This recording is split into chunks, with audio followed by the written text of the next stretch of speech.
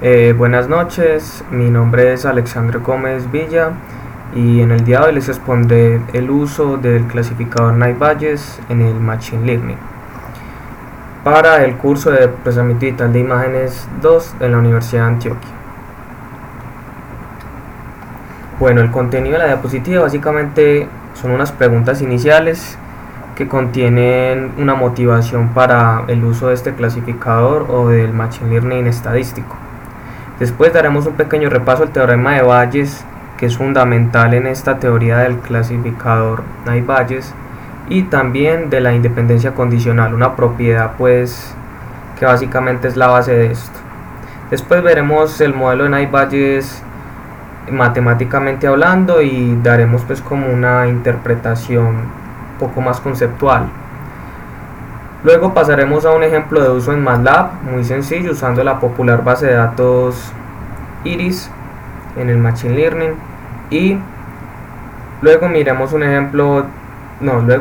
el concepto de lo que son modelos generativos y discriminativos, para pasar a una pequeña vista de lo que son modelos más avanzados de aprendizaje de máquina estadístico basados en modelos gráficos de probabilidad, que son básicamente modelos más avanzados que Naive-Bayes, pero que estuvieron basados en este. Listo, entonces empezaremos con las preguntas iniciales. Normalmente nosotros queremos que un sistema experto, sea una máquina, sea un humano, razone a partir de una información que tenemos disponible y alcance pues ciertas conclusiones. Un ejemplo pues típico es el procesamiento digital de imágenes.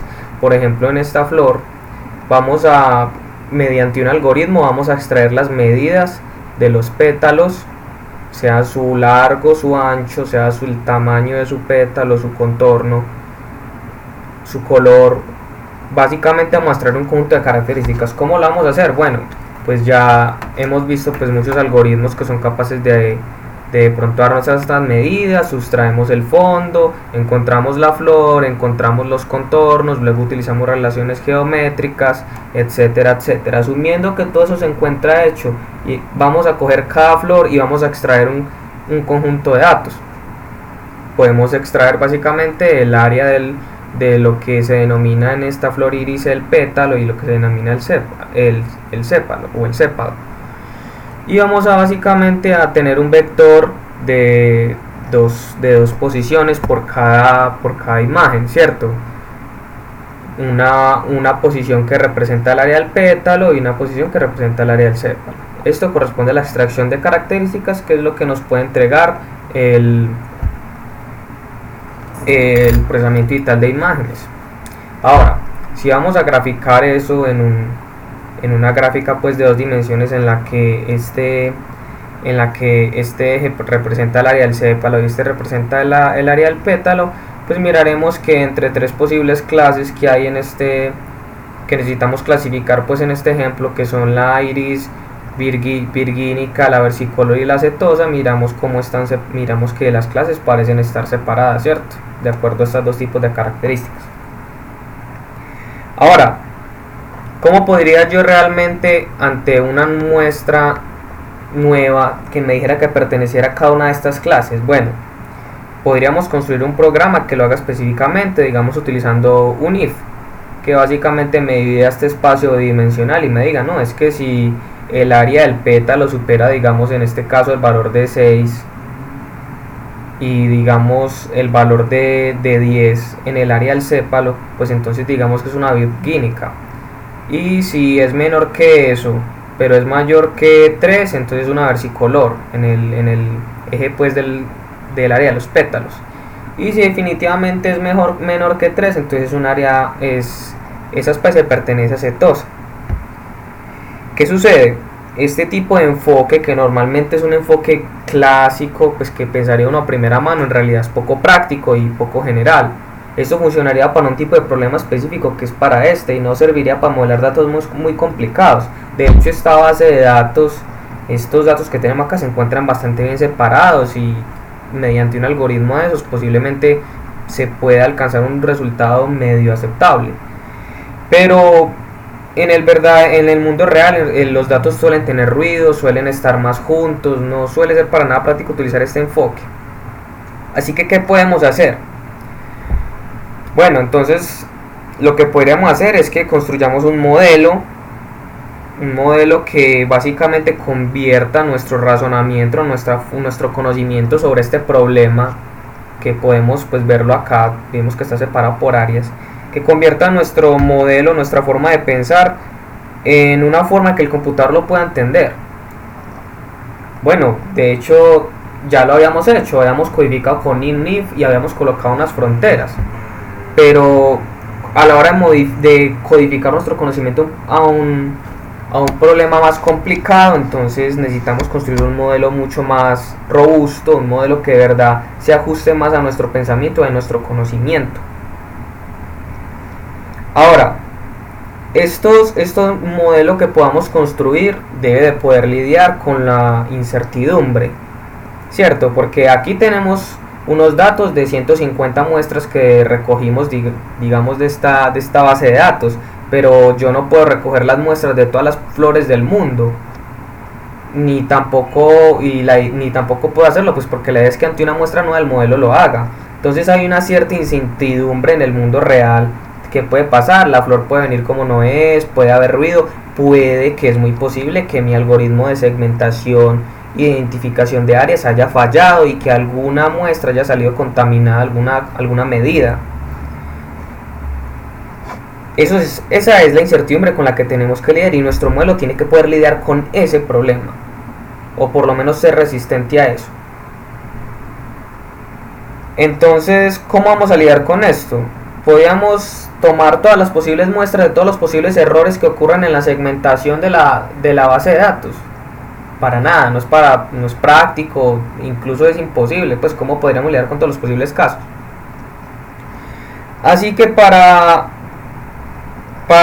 afrontar esto, un segundo enfoque es, bueno, sabemos que ante unas medidas la clase, por ejemplo, setosa, se manifiesta debajo de la medida 3 en el eje del área del pétalo. Entonces vemos una observación, miramos que esta clase está justo debajo de ese nivel, pues de ese rango de 3. Y ante esa observación lanzamos una posible conclusión. No, eso probablemente pertenece a setosa. Entonces, un framework o una forma de modelar estas probabilidades, estas observaciones, y alcanzar conclusiones razonables mediante probabilidades es, pues cierto, el framework de la probabilidad. Y ese es precisamente el enfoque que vamos a dar en esta presentación. Ahora, ya que nos metimos pues al enfoque del teorema de Bayes, al enfoque de la probabilidad, y que vimos que es un framework para modelar problemas del mundo real, dado un conjunto pues de datos o unos conocimientos, pues metámonos ya en el teorema de Bayes. El teorema de Bayes, conocido pues previamente en otras materias, es una base muy importante en el machine learning estadístico. Ya veremos por qué. Primero, nosotros digamos que tenemos unos sucesos, unas acciones, algo que sucede, y ante unos sucesos, una secuencia de acciones, una secuencia de pasos, se obtiene una consecuencia. Ejemplo, yo voy todos los días al colegio durante todo el bachillerato y cumplo todos los requerimientos. Consecuencia, me gradúo de bachiller. Listo. El teorema de Bayes nos permite ir en sentido inverso. Vamos a tener una consecuencia y a través del teorema de Bayes vamos a obtener los sucesos que llevaron a esa consecuencia. Esto es muy importante. ¿Por qué? Porque si yo soy bachiller, a través del teorema de Bayes me puede decir que probablemente yo fui a todas las clases, cumplí con todos los requerimientos para graduarme y obtuve notas que contenían esos requerimientos. Ese conocimiento de todos los sucesos que llevaron a eso a partir de la consecuencia es el teorema de Bayes. Matemáticamente hablando, decimos que la probabilidad de A dado B es igual a la probabilidad de B dado A por la probabilidad de A sobre la probabilidad de B. Bueno, esto así no se entiende muy bien. Listo, esto cómo me podría servir a mí para modelar un problema de machine learning, ¿cierto? Para teniendo un conjunto de datos predecir a qué clase pertenece algo. Bueno, pues supongamos que A en este caso sea la clase, sea una variable aleatoria que nos diga a qué clase pertenece, digamos, la flor de ahora. Entonces puede ser 0, 1 o 2, digamos, cada especie. Y B sea el vector de datos que precisamente sacamos ahora, es decir, las dos áreas del pétalo y el sépalo. Entonces vemos que esto significaría que cuál es la probabilidad de que pertenezca a la clase 0 dado un vector X. Dado un vector de dos datos, sea el que sea arbitrario. Entonces ya vemos que esto me está diciendo cuál es la probabilidad de pertenencia a la clase 0, lo puedo calcular a la clase 1 y a la clase 2. Y la probabilidad de que más alta será la clase que pertenece. Y para calcular eso, el teorema de Bayes me dice que necesito la probabilidad de cada clase, la probabilidad de cada posible de ese vector y la probabilidad del vector dada la clase. Hacer el cálculo de estos términos, específicamente este, no es una tarea sencilla, pero eso lo veremos más adelante. Ya entendimos de qué nos puede servir el teorema de Bayes para calcular el problema inicial, que es dado un conjunto de datos que extrajimos con procesamiento digital de imágenes, cómo clasificarlos. Ahora hablemos del concepto de independencia condicional. Bueno, para ilustrar este concepto tomaré pues un ejemplo de la profesora Daphne Koller, específicamente de su libro Probabilistic Graphical Models, Principles and Techniques, que de verdad lo recomiendo mucho, es un libro excelente y ella tiene clases muy buenas en Coursera de precisamente este tema. Bueno, tenemos básicamente este grafo o este gráfico. Básicamente las flechas señalan dependencia. Aquí tenemos pues que la nota en una materia depende de la dificultad de la materia y de la inteligencia del estudiante. Y aquí tenemos la palabra letter, que básicamente es la probabilidad de tener una carta de recomendación dada la nota, depende de la nota. Y aquí tenemos el SAT, que básicamente es un examen promedial, pues un examen que se hace cada semestre.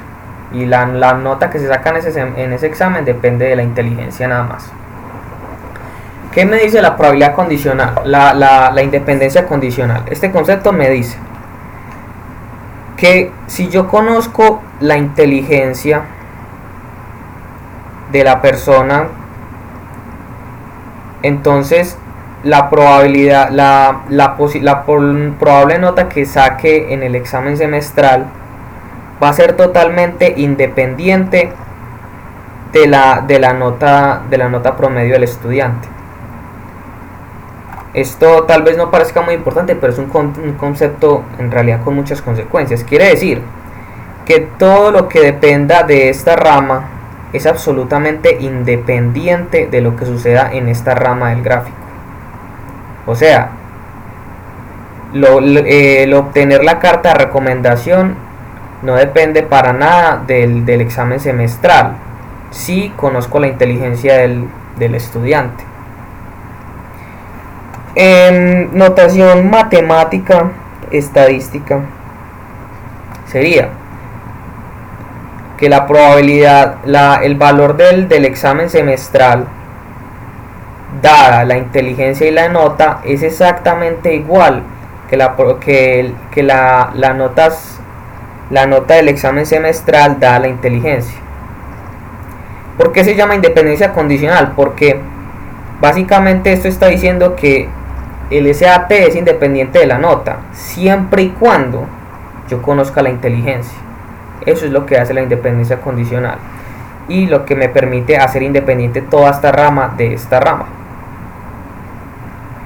Este concepto es la base de muchos algoritmos y muchos modelos en modelos gráficos de probabilidad.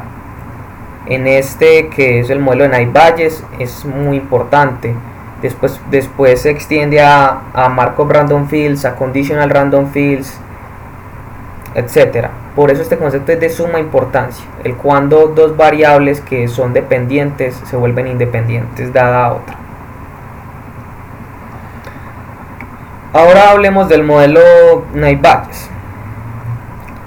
Partamos primero de un conjunto de datos D.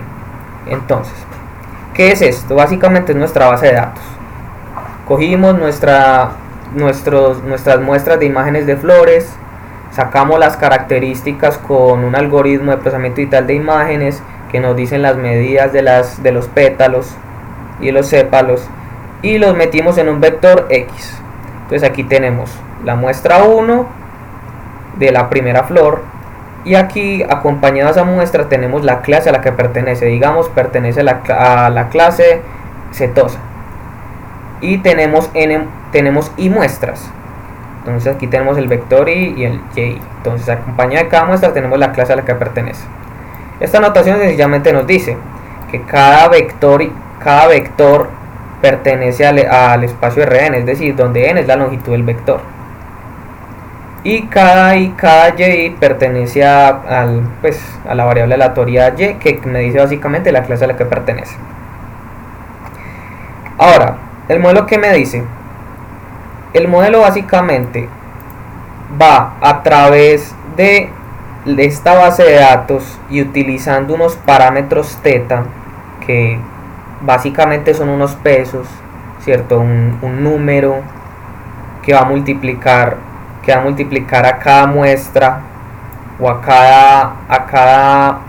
toda la base de datos, pero un conjunto de estos, utilizando mi base de datos y un conjunto de pesos que los voy a llamar θ, eso es nada más que eso. Voy a modelar la distribución de probabilidad de mi base de datos. ¿Qué quiere decir esto? Que voy a tener una distribución de probabilidad que me va a decir exactamente cómo es mi problema, mi modelo de clasificación. Cuando yo a este modelo, a esta distribución de probabilidad, le ingrese una nueva muestra, pues lo único que voy a tener que hacer es evaluar en esta distribución de probabilidad esa nueva muestra, y dado el valor que me dé, me va a decir a qué clase pertenece. Ese es mi modelo. Ahora, ¿cómo es esta distribución de probabilidad? Bueno, pues aplicando probabilidad básica, pues sabemos que esta distribución dado estos parámetros θ será igual a la probabilidad de x dado y por la probabilidad de y. Objetivo, sabemos que el objetivo con esta distribución o modelo, que este es el modelo estadístico que usamos, es que ante un nuevo vector de medidas de área de sépalo y pétalo obtengamos su correspondiente clase. Bueno, y entonces, ¿cómo vamos a hacer esto? Pues a través de qué algoritmo. Primero, antes que nada, había dicho que esto estaba parametrizado por estos pesos. Necesito la base de datos y necesito modelar la distribución a partir de la base de datos por unos pesos θ. Bueno, entonces necesito estimar esos parámetros θ y los estimo a partir de mi base de datos con un algoritmo de entrenamiento. Básicamente, ¿cómo se estiman estos pesos? Y lo explicaré de una forma más conceptual, porque no me incluiré en detalles de cómo entrenar un modelo Knight-Bayes. El detalle matemático se encuentra en la bibliografía. Básicamente necesitamos maximizar los argumentos, es decir, encontrar los argumentos que maximizan la probabilidad de la clase, ¿cierto? La clase 0, 1, 2 o 3, o la clase que necesito encontrar dado un vector de entradas X para cada clase. Entonces empiezo. Para la clase 0 encuentro los parámetros θ que maximizan esta probabilidad dado la base de datos. Para la clase 1 lo hago y para la clase 2 lo hago. Pues aplicado a este problema específico, obviamente pueden ser n clases, se puede generalizar. Ahora, esto mismo que tenemos acá, usando el teorema de Bayes, pues podemos invertir esto, ¿cierto? Podemos a partir de la consecuencia encontrar la causa. Y miramos que se convierte en esto.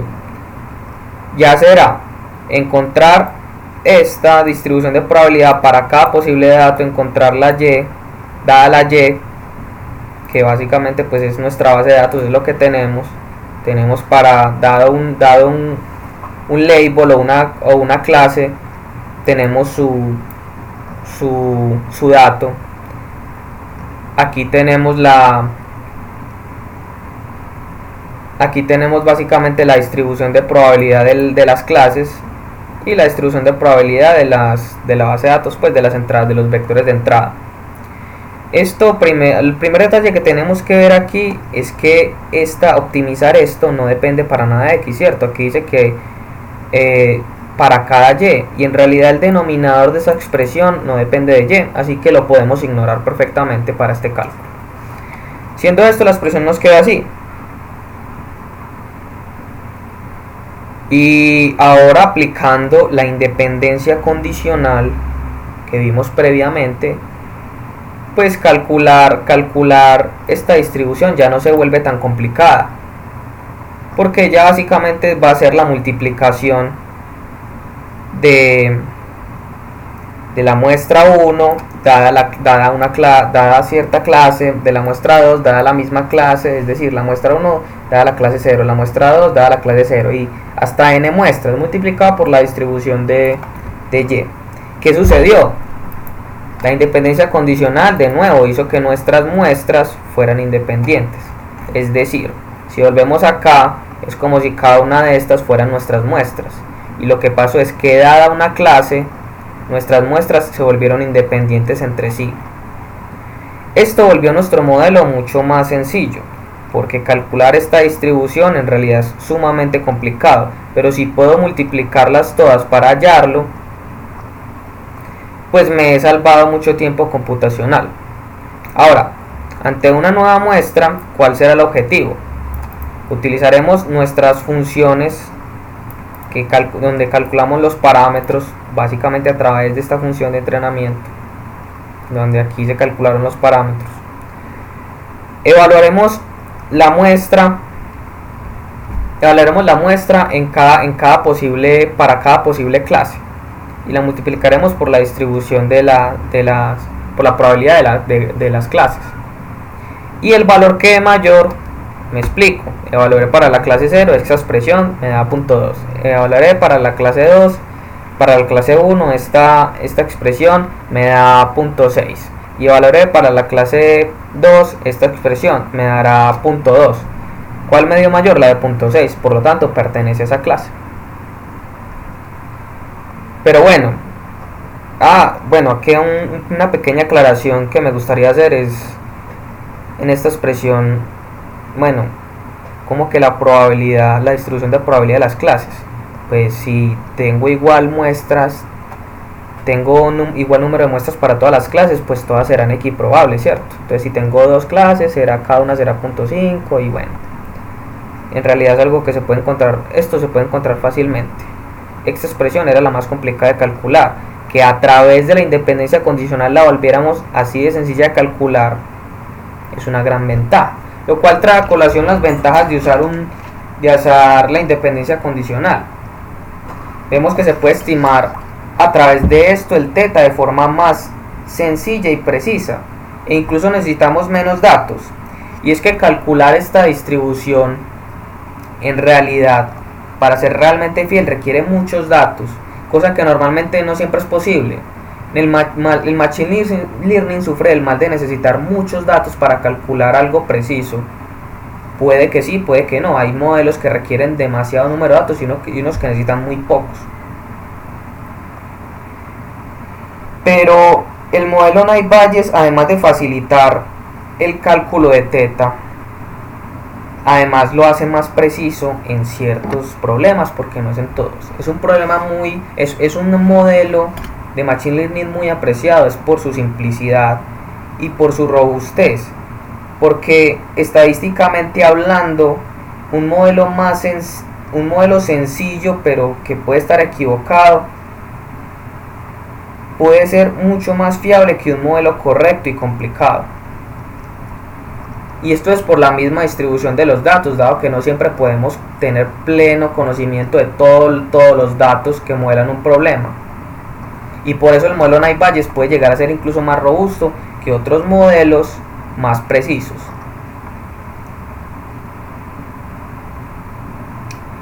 Ahora vamos a ver un ejemplo en MATLAB de la aplicación del Knight-Bayes. Para esto usaré el conocido benchmark o base de datos estándar de la iris setosa. Es un modelo, es una base de datos muy conocida que se puede encontrar muy fácil en internet. Se utiliza para probar algoritmos de machine learning constantemente, es casi un estándar. El modelo dice lo siguiente: usted tiene la base de datos tiene lo siguiente. Usted tiene tres tipos de flores: la iris versicolor, la iris virgínica y la iris setosa. A través de la medida de los pétalos y los sépalos se quiere clasificar estas tres flores y se tienen 150 muestras. El código está disponible en esta URL, así como estas presentaciones. Vamos a MATLAB. Aquí podemos ver el código. En realidad es muy sencillo. Me basé en gran parte del código base del Knight-Bayes que trae por defecto MATLAB. Ahora, en esta primera parte pues cargamos la base de datos. Fisher Iris se encuentra por defecto en MATLAB debido a lo común que es. Entonces se cargan los datos, básicamente se cargan pues los datos que son los MIS, y se cargan las especies que son básicamente un vector que contiene, cierto, el nombre de cada especie. Setosa, y aquí, cierto, versicolor y virgínica. Y aquí en MIS pues tenemos básicamente los datos de las áreas. Ahora, para entrenar, pues debido pues al alto nivel de MATLAB, pues en realidad es muy sencillo. Usando la función fit_Knight_Bayes, utilizando el vector de datos y las especies y la salida esperada, se sale el modelo Knight-Bayes. No estamos especificando ningún tipo de, cierto, no hay argumentos extra. En la versión 2014 de MATLAB nos dice que si no se especifica, se utiliza un kernel gaussiano, es decir, el modelo de aprendizaje, la forma de modelar esas distribuciones de probabilidad. Estas distribuciones de probabilidad,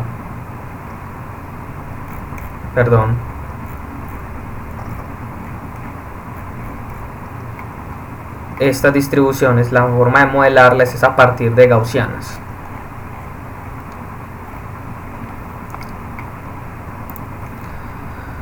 Listo, una vez se hace esto, pues podemos pasar a una evaluación. Para evaluar, se evalúa otra vez en la misma base de datos y se intenta predecir. Esto no es lo correcto. Para yo evaluar un modelo de Machine Learning, debo evaluarlo en un conjunto de entrenamiento, como se hace aquí, y que contiene las mismas muestras con las que se entrenó. Después se evalúa en un conjunto de prueba, que básicamente contiene muestras totalmente nuevas que el clasificador nunca usó, que el modelo nunca utilizó para entrenarse. Pero dado pues los propósitos didácticos de esta guía, pues se usaron los mismos para mirar pues cómo se desempeña con error de entrenamiento el modelo. Utilizando pues la propiedad predict del modelo, pues utilizando la base de datos, nos saca las predicciones, y finalmente en los resultados pues utilizamos la matriz de confusión para mirar. Corremos el código F9 y aquí miramos la matriz de confusión. ¿Qué significa esta matriz de confusión? Pues bueno, aquí tenemos la clase 1, la clase 2 y la clase 3. y aquí tenemos la clase 1, la clase 2 y la clase 3 nuevamente. Entonces, ¿cuáles son las de la clase 1 que clasificó como la clase 1? Pues 50. Perfecto, fue totalmente perfecto porque no las clasifico como ninguna de las otras. ¿Cuáles son las de la clase 2 que clasifico como la clase 2? 47. Y entonces las 3 restantes, ¿dónde están? Están acá. Es decir que confundió 3 de la clase 2 como de la clase 3. Vamos de nuevo a ver la clase 3 y miramos que 47 de la clase 3 se clasificaron como, 47, como de la clase 3. Y 3 la mezcló con la clase 2. Esta matriz de confusión nos dice que nuestro modelo está mezclando un poco de la clase... Está mezclando entre la clase 2 y la clase 3. Si queremos calcular la eficiencia de este modelo, pues bueno, podríamos fácilmente acá sumar 50 más 47 más 47.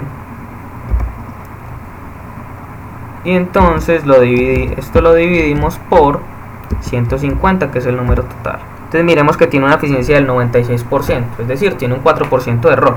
No está mal. Probablemente está muy bien porque utilizamos la base de datos de entrenamiento, pero si utilizáramos una de prueba, lo más seguro es que esta eficiencia baje. Y puede llegar a bajar bastante. He ahí la importancia de una buena validación. Si quisiéramos mejorar esto, podríamos cambiar el kernel para que no sea gaussiano, podríamos hacer muchas modificaciones, incluso ampliar nuestra base de datos, porque entre más base de datos, más conocimiento le estamos dando a nuestro sistema para que alcance mejores conclusiones y se podría llegar a desempeñar mejor. Este ejemplo nos da, aunque sencillo, porque de hecho el problema es muy sencillo, nos da una importante muestra, nos da una muestra de cómo usar el clasificador Naive-Bayes. Podríamos acá en esto, podríamos cargar cualquier base de datos, la que sea. Estoy clasificando carros, bueno, pues podría sacar acá cualquier conjunto de datos, no necesariamente las áreas. Digamos, de unos carros podría sacar los histogramas de gradientes orientados y ponerlos en vectores que entran aquí, que son los mismos vectores X con los que ya hablé del modelo matemático se entrena. Podrían ser los descriptores SURF, podrían ser los patrones locales binarios, podrían ser los momentos de Hooke, podrían ser los Haralick, podrían ser los descriptores de log. Cualquier tipo de descriptor que saquemos de procesamiento digital de imágenes de nuestra imagen podría entrar acá y luego llenar una base de datos y podríamos entrar en un Naive-Bayes. Un ejemplo que es aplicable para cualquier base de datos.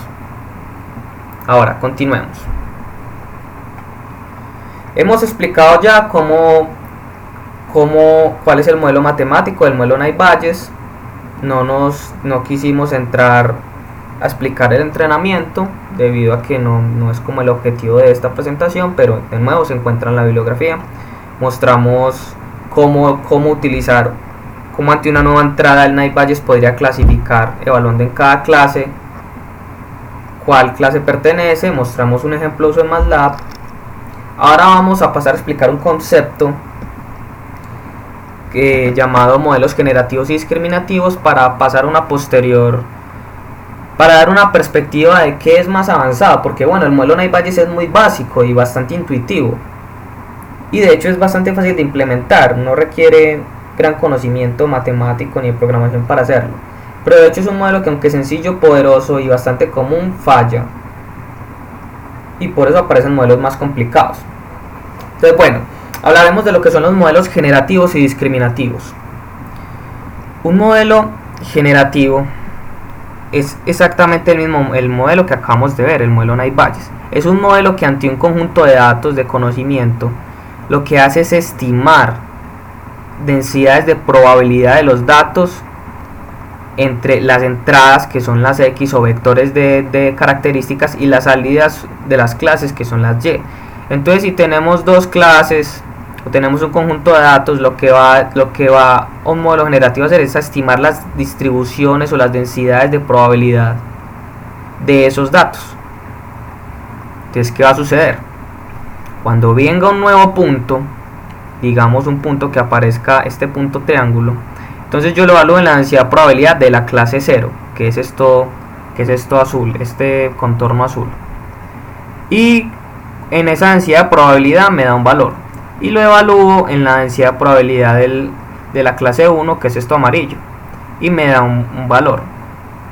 Si asumimos que esto tiene, digamos, tengan fe en mí, que sean campanas y que solo estamos viendo el contorno abajo de la campana, entonces esto va a dar un valor mayor de la campana que este, porque se encuentra más cercano de la media. Digamos que la media se encuentra en el centro. Entonces este punto probablemente pertenezca a la clase 0.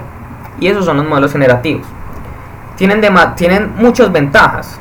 Estos modelos generativos me permiten, debido a que tengo una distribución de probabilidad, me permiten fabricar datos. Es decir, aunque yo no haya tomado un dato que se ubique acá, como se encuentra dentro de la distribución, podría fabricarlo artificialmente. Entonces me permiten generar bases de datos. Y me permiten tener muchos conocimientos extra acerca de mi modelo, ¿cierto? Mi modelo tiene demasiada información. Sin embargo, calcular estas distribuciones de probabilidad no es una tarea para nada sencilla y es muy complicada. Precisamente por eso se usó la simplificación de independencia condicional para facilitar estos cálculos.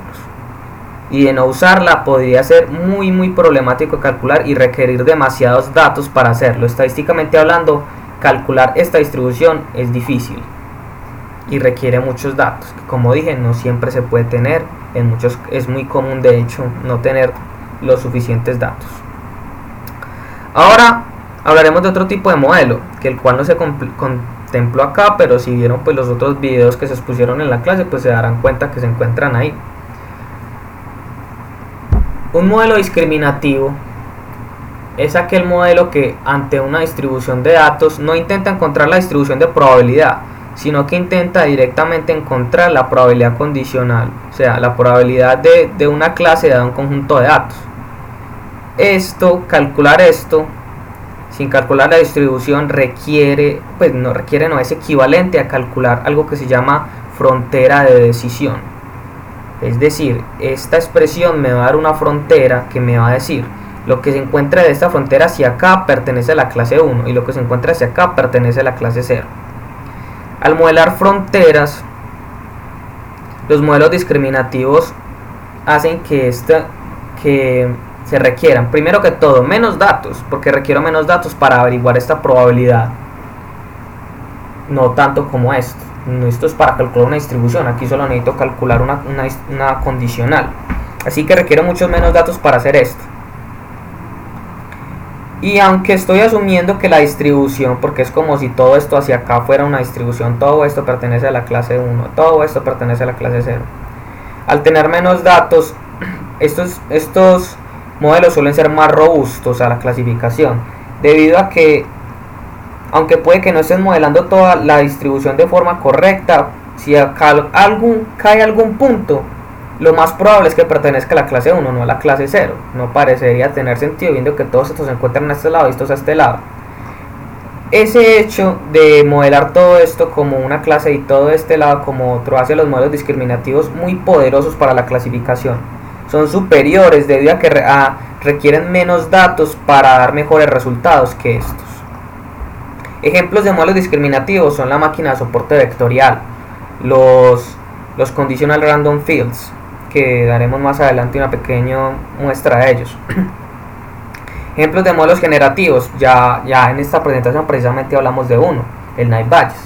Otro ejemplo son los modelos ocultos de Markov, en el cual da otra presentación acerca de eso, o los Gaussian Mixture Models, que también son modelos generativos que básicamente en ese caso estas distribuciones son modeladas por gaussianas, por varias gaussianas. Bueno, ¿y entonces para qué esto? Bueno, eso es para que demos una apertura o una muestra a lo que son modelos mucho más poderosos, que parten pues de esos conceptos de generativo y discriminativo. Como ven, aquí encontramos el modelo que vimos en esta presentación, que es el Naive-Bayes.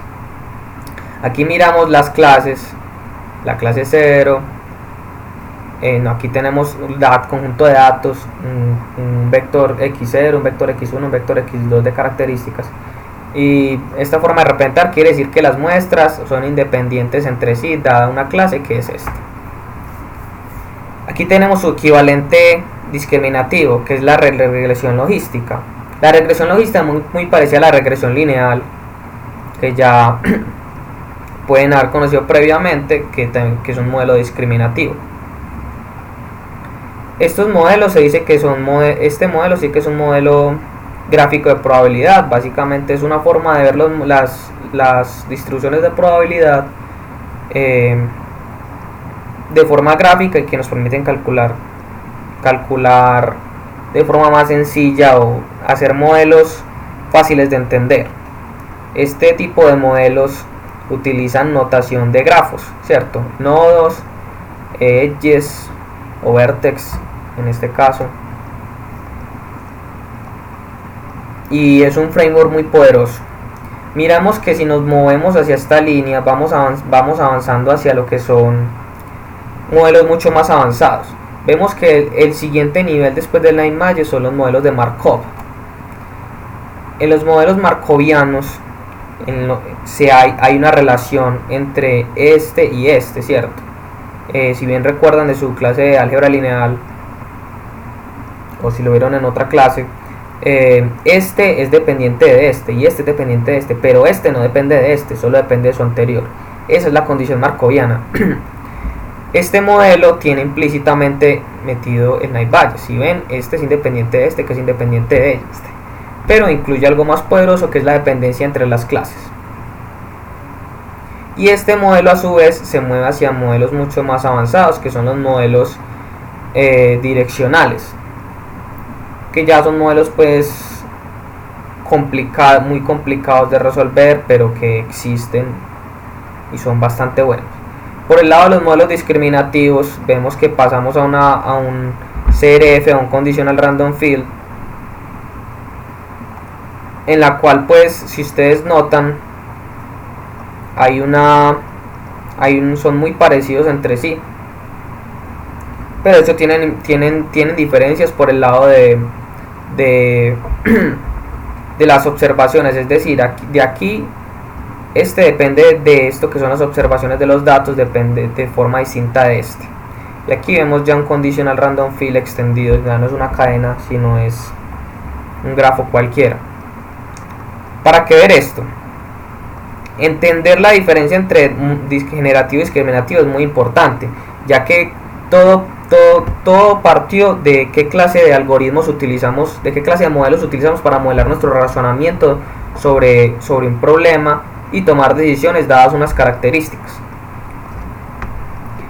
Modelos generativos o modelos discriminativos hay muchos, y esta línea nos expresa, basados en un contexto de modelos gráficos de probabilidad, cómo es su nivel de complejidad. Aquí vimos pero estos modelos markovianos lo veremos en otro video que realizaré, que es los modelos ocultos de Markov. Y aquí hay muchos más que ustedes pueden investigar. Mi intención con esta última diapositiva es dar más bien un abrebocas y mostrar los niveles de complejidad que existen. Aquí, si ustedes notan, no aparecen las máquinas de soporte vectorial ni las redes neuronales, porque no son modelos gráficos de probabilidad, son otros modelos que, aunque caben dentro de generativo y discriminativo, no caben en esta línea de complejidad.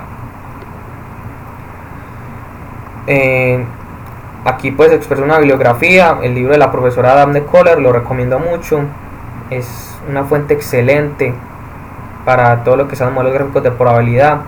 El libro del profesor Christopher Bishop en reconocimiento de patrones y machine learning tiene pues todos los temas básicos, tiene un abrebocas impresionante de machine learning. Y el paper de introducción a los condiciones random fields de McCollum, que da toda una revisión histórica de lo que es los modelos gráficos de probabilidad, el Naivalle y todo esto. No siendo más, muchísimas gracias por su atención.